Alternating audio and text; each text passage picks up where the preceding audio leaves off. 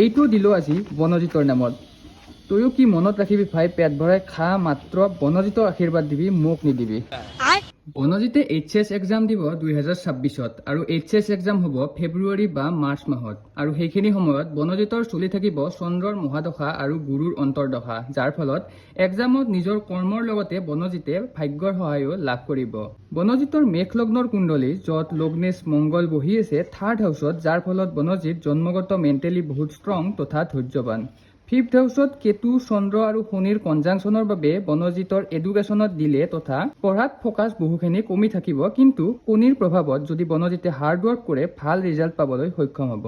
যদি মেৰিজ লাইফৰ কথা ক'বলৈ যাওঁ, 7th হাউচৰ লৰ্ড বহি আছে 10th হাউচত, যাৰ ফলত বনজিতৰ কাৰ্যক্ষেত্ৰত তেওঁৰ পত্নীৰ ইনভলভমেণ্ট থাকিব, যিয়ে বনজিতক অত্যধিক সফলতা দিব। নৱমাংশত যদি চাবলৈ যাওঁ, লগ্নেশ শুক্ৰ বহি আছে 12 নম্বৰ হাউচত, যাৰ ফলত বনজিতৰ আফটাৰ মেৰেজ লাক ধুনীয়াকৈ এক্টিভেট হৈ যাব। ইয়াৰ বাহিৰে আৰু বহুত কিবা কিবি আছিল, যিবোৰ বনজিতক কল কৰি বুজাই দিয়া হ'ল, কাৰণ ৰিলছত সকলো কথা কোৱা সম্ভৱ নহয়। বনজিতক 4টা ৰেমিডিজ কৰিবলৈ দিয়া হ'ল। তাৰে মষ্ট ইম্পৰ্টেণ্ট ৰেমিডিজ, যিটো মই সকলোকে দিওঁ, যে কোনোবা দুখীয়া মানুহ বা জীৱ জন্তুক কিবা খাবলৈ দিয়া। এতিয়া বনজিতে ৰেমিডিজটো কৰিব নে নকৰে সেইটোতো মই নাজানো, গতিকে